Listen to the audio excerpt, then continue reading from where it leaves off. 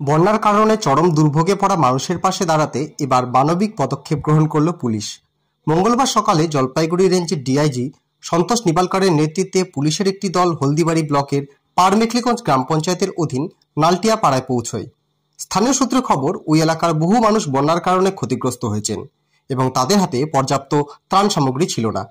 Police সূত্রে জানা যায়, ডিআইজি সন্তোষ নিবালকর ছাড়াও ত্রাণ বিতরণ কর্মসূচিতে উপস্থিত ছিলেন মাথাভাঙ্গার অতিরিক্ত পুলিশ সুপার সন্দীপ গড়াই, মেখলিগঞ্জের এসডিপিও আশিস পি সুব্বা এবং হলদিবাড়ি থানার আইসি কাশ্যপ রায়। এদিন বন্যায় ক্ষতিগ্রস্তদের হাতে তুলে দেওয়া হয় প্রয়োজনীয় জামাকাপড়, পানীয় জল, শুকনো খাবার সহ অন্যান্য গুরুত্বপূর্ণ ত্রাণ সামগ্রী।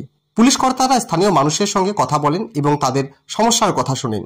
দুর্গতদের কাছে পুলিশ এই আশ্বাসও দেয় যে আগামী দিনেও রাজ্যের এই কঠিন পরিস্থিতিতে পুলিশ প্রশাসন তাদের পাশে থাকবে।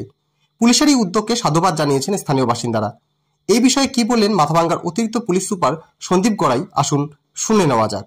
এখানে আমাদের যে প্রাইমারি স্কুল আছে সেখানে শেল্টার নিয়েছেন। তো আমাদের এখানে প্রশাসনের তরফ থেকে সমস্ত রকম ব্যবস্থা করা হয়েছে ওনাদের থাকার এবং খাওয়া দাওয়ার।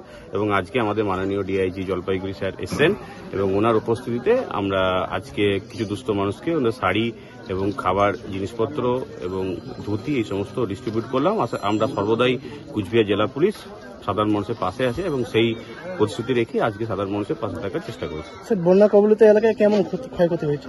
ক্ষয়ক্ষতি হয়েছে সেটা এখন পর্যবেক্ষণে চলছে, বাট সেটা আমাদের প্রশাসন আছে, তারা সর্বদাই মানুষের পাশে আছেন এবং যে কোনো জায়গাতে যে সমস্ত ক্ষতি হয়েছে, যেখানে রাস্তা ড্যামেজ হয়েছে সেখানে প্রশাসন কাজ করছে এবং আমরা পুলিশরাও সবসময় আছি। যে কোনো উদ্ধার কার্য আমরা তৎক্ষণাৎ করেছি এবং সাধারণ মানুষ এখন ঠিক আছেন।